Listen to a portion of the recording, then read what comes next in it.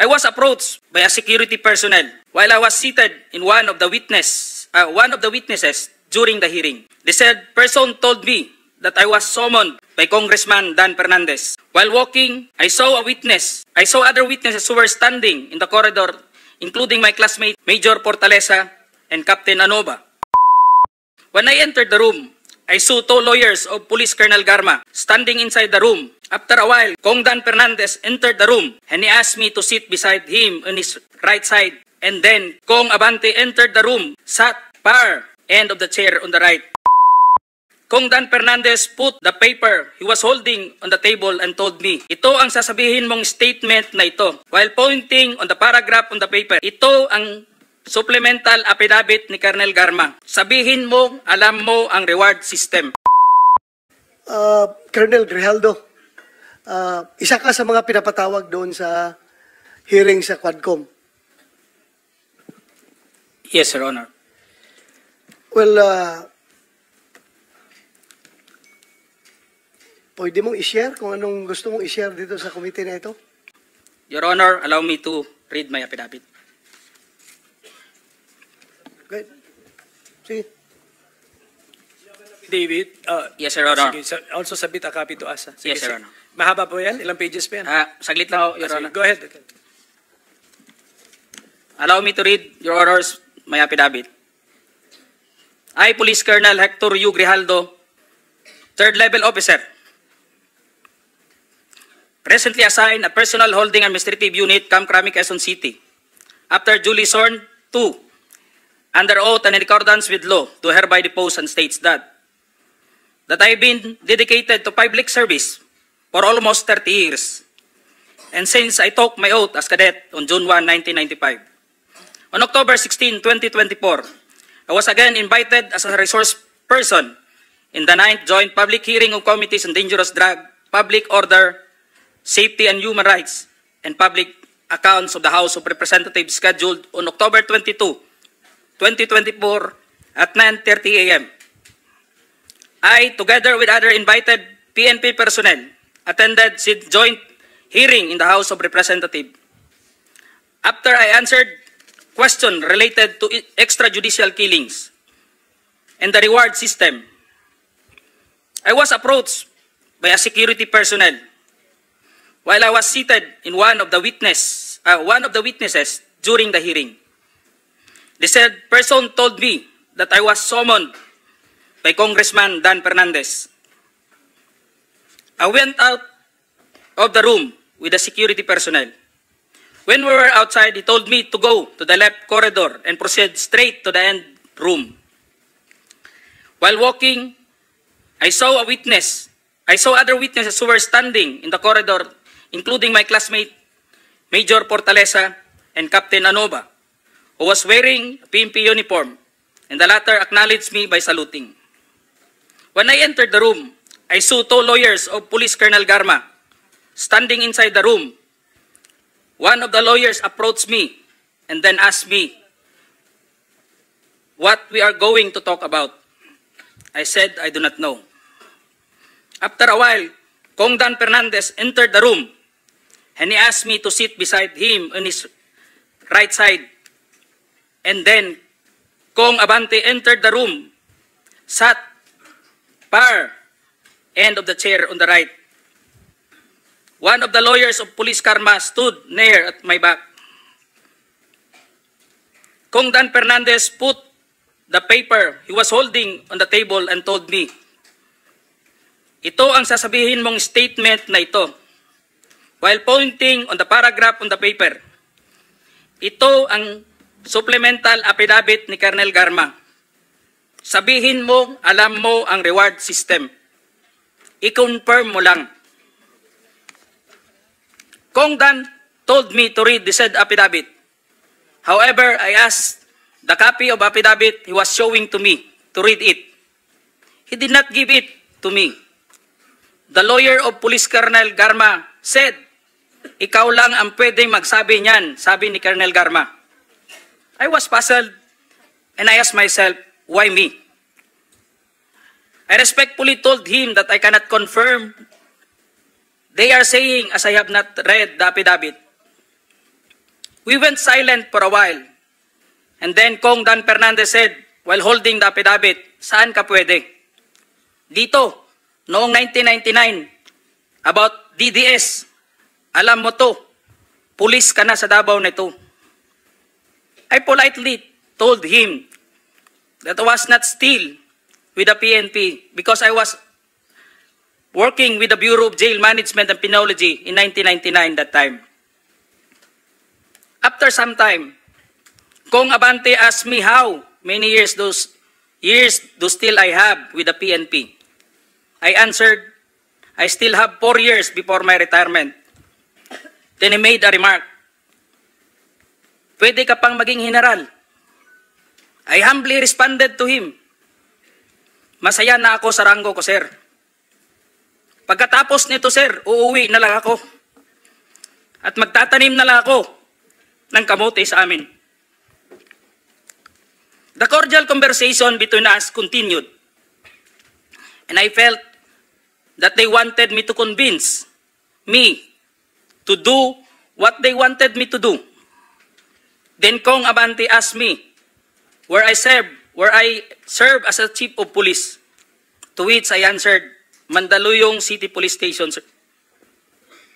Kong Abante then persuaded me by saying, ikaw naman, Colonel, ganito na lang. Alangan namang walang insidente o pangyayari sa panahon na yon. I answered, and I served as a COP in Mandaluyong during the COVID-19 pandemic, and there were less crime committed. And we did not receive any reward from anyone. I added that we only received funds, additional MOA or support fund from the Peace and Order Fund of the LGU. I then respectfully told Kong Dan Fernandez that anybody can debunk my statement if I confirm the testimony of Colonel Garma about the DDS in 1999, since I was not a member of PNP at the time. And I have no personal knowledge as to the reward system. Additionally, I said, the work of the policeman are noble and requires great sacrifice, even without the reward or award. It is our moral obligation and a call of duty to serve our country and people. Then Kong Dan asked me, si Colonel Garma, anong masabi mo sa kanya sa Barayuga? I politely told him I cannot comment on the case. When I respectfully answered him, Sir, mahirap yan. Kasama kami sa nag-iimbestiga at hindi ko alam kung anong kinalaman niya at may investigasyon din sa amin, baka ma-incriminate ako, sir. After the discussion, they did not give me a copy of the second affidavit of Police Colonel Garma. I felt that I disappointed them. Kong Dan Fernandez and Kong Abante left the room, while I and the two lawyers of Police Colonel Garma stayed in the room for a while. I presume that they are about to present the second affidavit of Police Colonel Garma.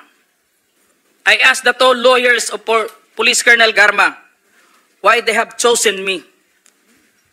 They did not answer me and just stared at me.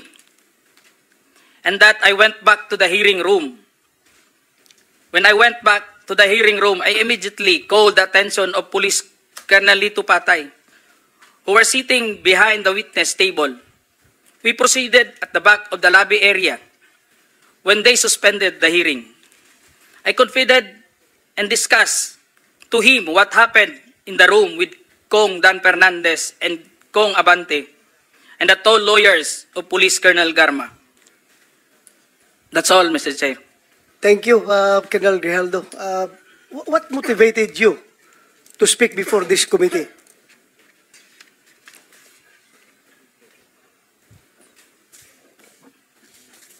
The time, Your Honor, I was insulted and it is very offensive And I think it is inappropriate for anyone to act like that. Meaning, you feel that you are being coached to make that statement? Yes, Your Honor. I feel I've been corrupted to make that statement, Your Honor. Bakit? Just because that time, habang nag-uusap-usap, habang nagkakaroon ng deliberation doon sa hearing, Your Honor, hindi ko alam kung may present nila si Colonel Garman that time, Your Honor, na mag-ano nung second supplemental, ay yung supplemental affidavit niya. So do you feel harassed? Did you feel harassed?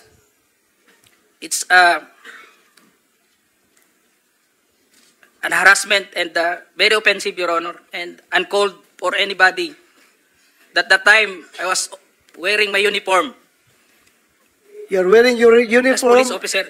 and you are being told to lie.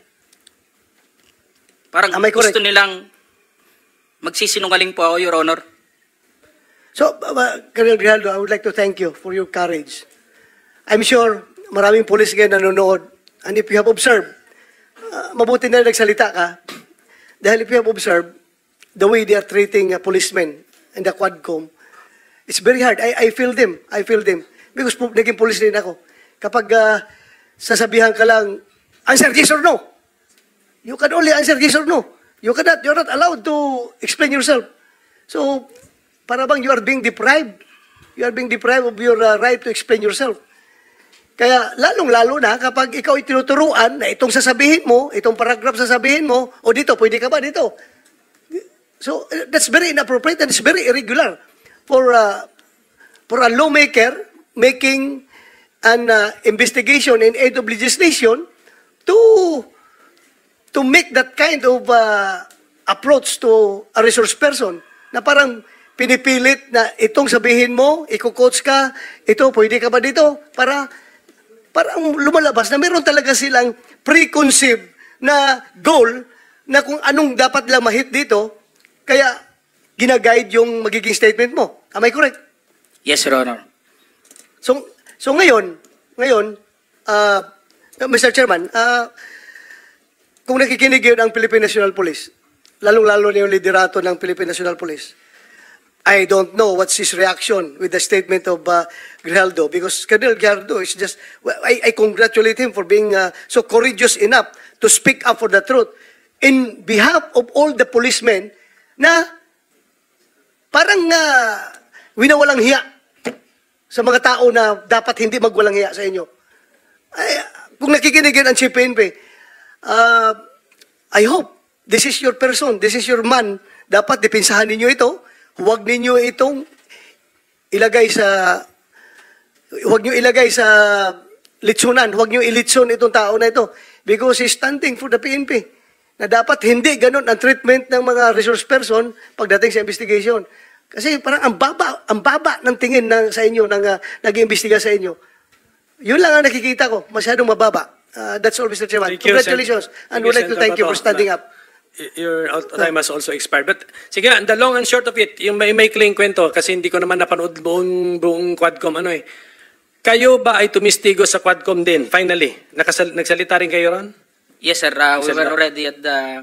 Nag-affidavit ka doon? Nagsabit ka Wala siya? po kaming in-affidavit. We're just... So, ilang tanong lang ang sinagot mo doon? Ilang tanong? Tungkol saan? Anong The topic? last time that I was asked by Congressman Paduano, it's all about the operation sa Oron, Your Honor. Oron? Sa Oron. One particular operation? Yeah. Sa first appearance mo? Second appearance mo? Anong Your topic? Honor, the first appearance on September 27, it's all about about EGK that time, Your Honor. Sige, basta wala kang affidavit, so makikita Your na natin. Okay, so, my colleagues, the President is getting tired. So kung meron tayong questions for the address to the former President, tanungin na lang natin. Sir, okay ka lang, sir? Sir, I'm good until 4 o'clock. Yeah, I know. 5 na, sir. 5 na. Totoo, sir. 4 a.m. 4 a.m. He's referring to 4 Hindi ako a.m. nagpapatawa. Yes, I know. I know that, Mr. President. Mr. Chairman, Okay, so- just to clarify, and then I hope I didn't miss anything.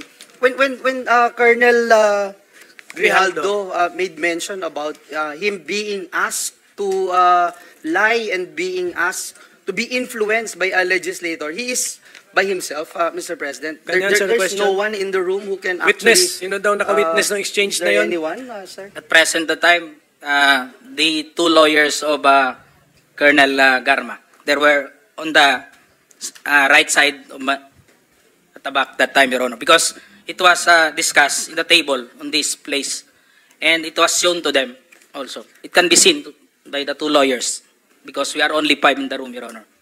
And seen and heard Yes, Your Honor. the words that you uttered a while ago. Just because one of the lawyer reacted when I refused to confirm the statement, because the holdings of this paper, Your Honor, like this, it was on the second page, and I've seen some notes or names, and my name was indicated in that statement. So when I rejected, or I don't want to say rejected, parang nag-explain na ako na hindi ko kayang i-confirm yung statement na yun. And what was the Sabi niya, reaction again? The reaction of the lawyer said, hindi na rin sila umimik, Your Honor. Kasi yun lang naman gusto nila na mag-collaborate do sa statement na pinabit ni Colonel Garma. thank you, Mr. Okay, Chair. so can we now entertain questions directed to the former president? Ano, sir? You're right. Wait a minute. Yes, Mr. sir. President raising his hand. Yes, sir. Oo. Thank you for giving me the time. I'd like to ask the Colonel, sino yung idiot na superior mo? What is the question, sir? That who is the superior of? Yes, the one who... Alam mo, ano ang ginawa ng ulol na yon? Subornation of perjury. That is a crime. Tingnan mo sa revised penal code. Subornation... Okay po, I think you already stated it, ano? Kaya Colonel Grijaldo. Nasagot na po niya, Mr. President. Nasa testimony na po niya. Sige po, can we now proceed?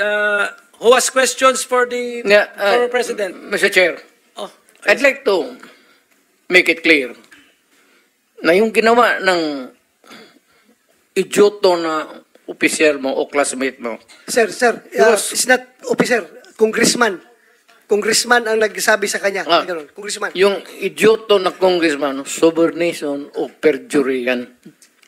He was suggesting, the mere suggestion of what he wants you to do is already a crime under the revised penal code. Yung inuudyok mo yung tao na mag-execute ng affidavit falsely or making a false narrative, subornation of perjury. yes, that's a crime under the Yes. revised penal code. Yes, sir. Thank you. Sige, sir, because, okay, we are operating under, time constraints. So, sabi ko kanina, hanggang 3 o'clock lang tayo. But, sige, but, Quick, can we, gusto ko lang habulin yung classmate mo. Yung congressman. Parang papailan ko ng kaso. Total, hindi ko na kailangan yung affidavit mo. Your narrative here is under oath. Hindi ko na kailangan yung affidavit mo. All I have to do is to take out your statement, the basis of filing a case of subornation. our transcript of records will be available to anyone who will request, Mr. President. Okay, Committee Secretary. A transcript natin available to everyone. Okay, so...